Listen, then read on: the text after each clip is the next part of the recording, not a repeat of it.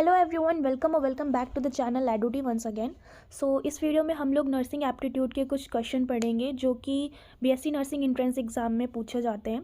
About 20% जो भी questions होते हैं, यानी कि जो 40 क्वेश्चंस होते हैं आउट ऑफ 200 क्वेश्चंस, वो हमारे नर्सिंग एप्टीट्यूड के क्वेश्चंस होते हैं।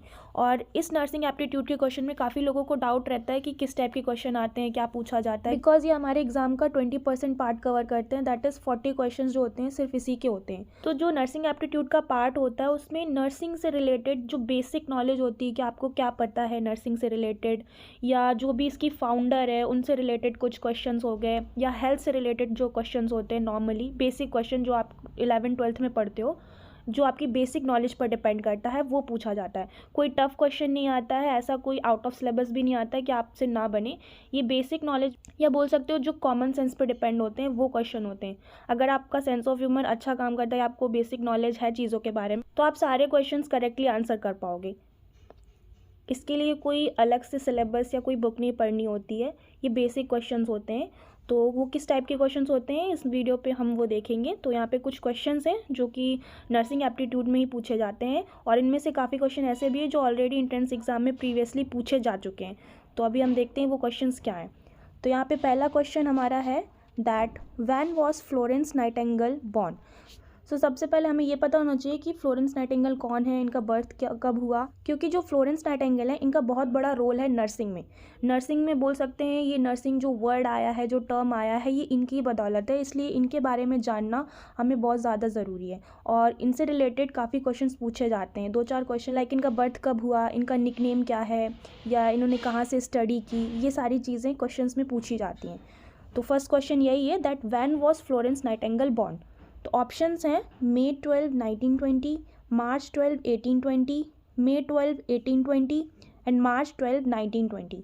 सो फ्लोरेंस नाइटिंगेल का जो बर्थ हुआ था वो था May 12, 1820।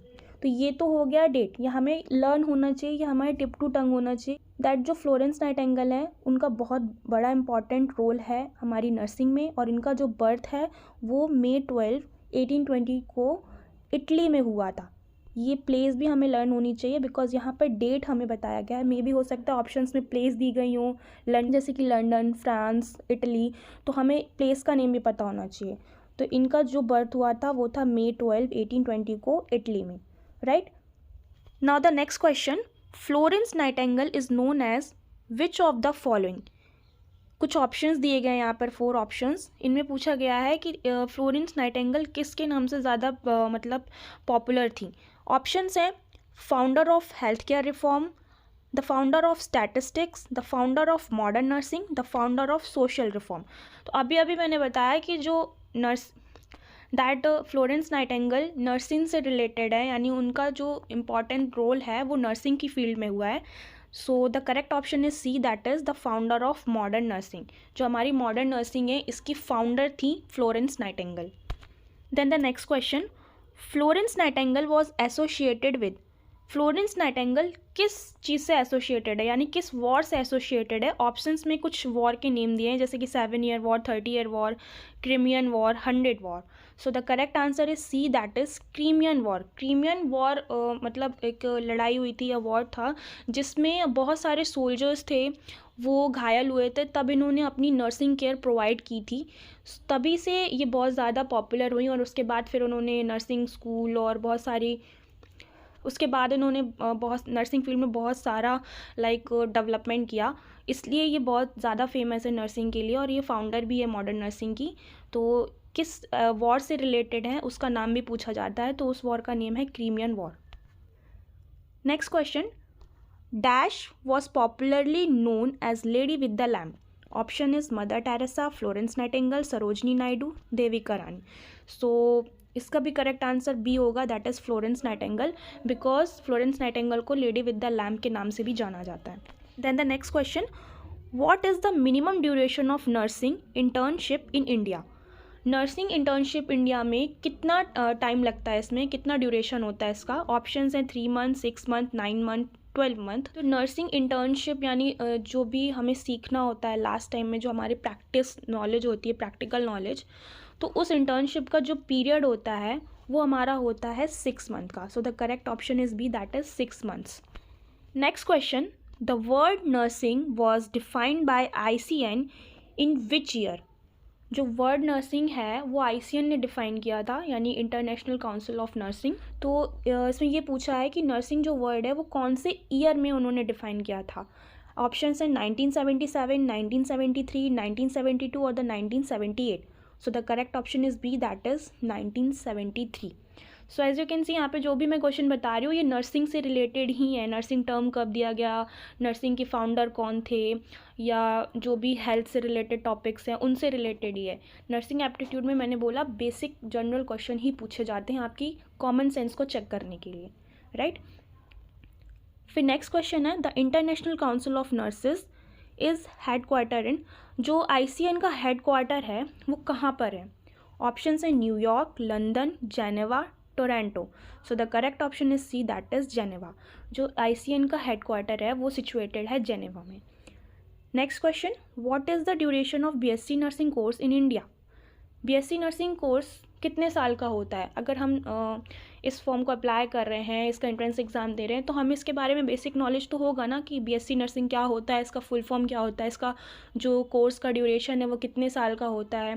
तो ये हमें नॉलेज पता होनी चाहिए। तो वही यहाँ पे कॉमनली उन्होंने आस्क किया कि आपको इस बारे में पता भी है, क्योंकि आप इसका एग्ज़ाम दे रहे हो, तो क्या आपको ये नॉलेज है कि इसका फुल फॉर्म क्या होता है, ये होता क्या है नर्सिंग, या ये इसका कोर्स जो आप करने जा रहे हो, जिसके लिए आप एंट्रेंस एग्ज़ाम दे रहे हो कॉलेज में जाने के लिए, उसका ड्यूरेशन कितना है। तो ये आपकी जनरल नॉलेज को चेक करने के लिए ये बेसिक क्वेश्चन पूछे जाते हैं। तो ऑप्शन में दिया है 1 ईयर, 2 ईयर, 3 ईयर, 4 ईयर। तो BSc नर्सिंग का जो कोर्स होता है वो होता है 4 ईयर का। इसी तरह BSc नर्सिंग की तरह और भी नर्सिंग फील्ड में जो कोर्सेज़ होते हैं जैसे GNM, ANM वगैरह, उनका भी आपसे पूछा जा सकता है ड्यूरेशन। तो ANM जो होता है वो 2 ईयर्स का कोर्स होता है, GNM जो होता है वो 3 ईयर्स का कोर्स होता है, एंड यहाँ पर जो BSc नर्सिंग है वो 4 ईयर्स का कोर्स होता है। तो हमें उसके बारे में पता होना चाहिए। Next question, name the gas responsible for global warming? Global warming बहुत बड़ी कंडीशन होती है जिसमें काफ़ी प्रॉब्लम होती है। ये हमारा साइंस का पार्ट है, बेसिक साइंस। तो ग्लोबल वार्मिंग कौन सी गैस रिस्पॉन्सिबल है इसके लिए? ऑप्शन है SO2, CO, CO2, N2O। So the correct option is C, that is CO2। Carbon dioxide जो होती है वो ग्लोबल वार्मिंग के लिए रिस्पॉन्सिबल होती है। फिर इसके बाद नेक्स्ट क्वेश्चन पूछा है that international nurse day is celebrated on? तो जैसे कि नर्सिंग से रिलेटेड क्वेश्चन है तो इंटरनेशनल नर्स डे भी बनाया जाता है। तो ये कब सेलिब्रेट किया जाता है? ऑप्शन है 12 मार्च, 12 मई, 12 जून, 12 अगस्त। सो हमें पता है दैट मॉडर्न नर्सिंग की जो फाउंडर थी वो फ्लोरेंस नाइटिंगेल थी, तो उनके बर्थ डेट पर ही इस नर्स डे को सेलिब्रेट किया जाता है। तो अभी हमने क्वेश्चन डिस्कस किया था दैट फ्लोरेंस नाइटिंगेल का बर्थ कब हुआ था। तो she was born in 12 May 1820, right. So nurse day भी जो होगा, इंटरनेशनल नर्स डे, वो भी 12 मई को ही बनाया जाता है। That is B option is correct. फिर नेक्स्ट क्वेश्चन है हेल्थ क्या होता है? ऑप्शन है कंप्लीट फिजिकल वेलबींग, फिजिकली आप पूरा फिट हो, मेंटल वेलबींग, मेंटली फिट हैं, सोशल वेलबींग, सोशली भी फिट हैं, तो एंड लास्ट ऑप्शन है ऑल ऑफ द अबव। तो हेल्थ की डेफिनेशन ही यही है according to WHO, World Health Organization, that health is a state of physical, mental, social and spiritually wellbeing, not merely in the absence of disease और any infirmity, right. तो अगर person physically, mentally और socially fit है then he is known as healthy person. So इसका answer होगा D, that is all of the above. Next question, behaving in a professional manner is? Professional manner में यानी professional तरीके से अगर आप बिहेव कर रहे हो तो ये क्या, इसमें करेक्ट ऑप्शन क्या होगा? Helpful in nursing, fundamental in nursing, a good idea in nursing, not important in nursing. तो अगर आप प्रोफेशनली तरीके से बिहेव कर रहे हो तो ये बेसिक ज़रूरत होती है नर्सिंग में।